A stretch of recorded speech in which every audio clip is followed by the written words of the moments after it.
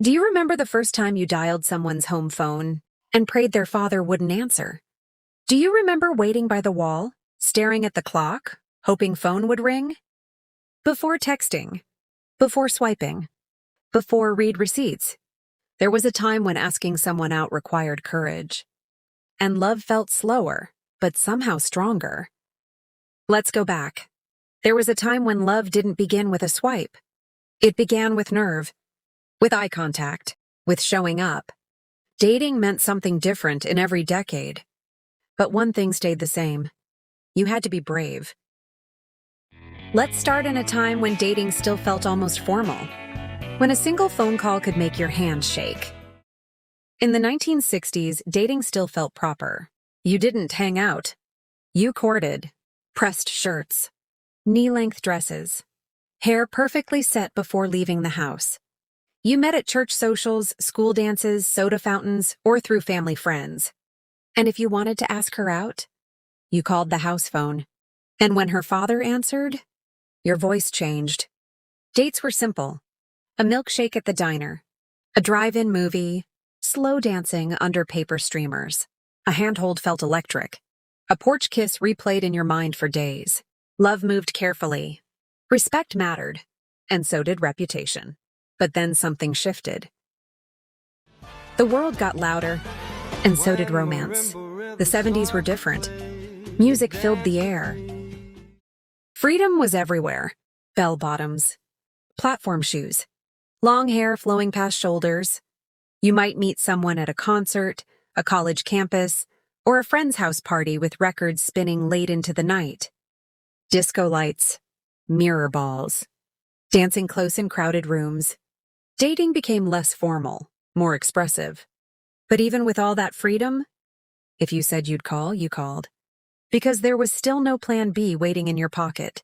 When you chose someone, you focused on them. Then came a decade that didn't do anything small. Not the hair, not the music, and definitely not the romance. The 80s were bold. Shoulder pads, bright colors, confidence everywhere. You met at the mall, at work, at roller rinks, or in crowded movie theaters on Friday nights. Romance felt cinematic. Mixtapes carefully recorded from the radio. Flowers sent to workplaces. Long phone calls stretched across the kitchen with a tangled cord.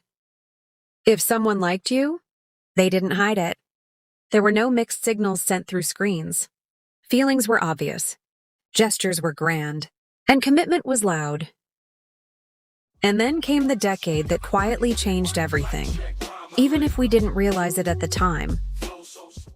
The 90s felt laid back. Flannel shirts, denim jackets, coffee shop conversations. You still met people face to face, at college, at work, through friends. But something new was appearing. The early internet. Email, chat rooms. For the first time, you could meet someone through a screen. But most people still met the old way. You still knocked on doors, still asked in person, still heard yes or no face to face. But the shift had begun. And by the end of that decade, dating would never be the same again.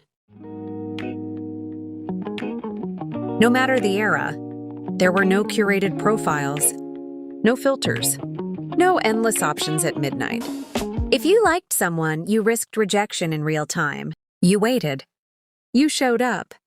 You tried again. And maybe that's why so many of those love stories lasted 40, 50, even 60 years. Because love wasn't convenient. It was intentional. Before Tinder, before texting, before typing 3 dots and watching them disappear, there was a knock on the door, a steady heartbeat, and 2 people brave enough to try.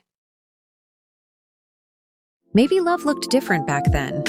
Maybe it moved slower. But if you were lucky, it lasted. If you're watching this, tell me something. Which year did you meet? And how did it begin? I'd love to read your story.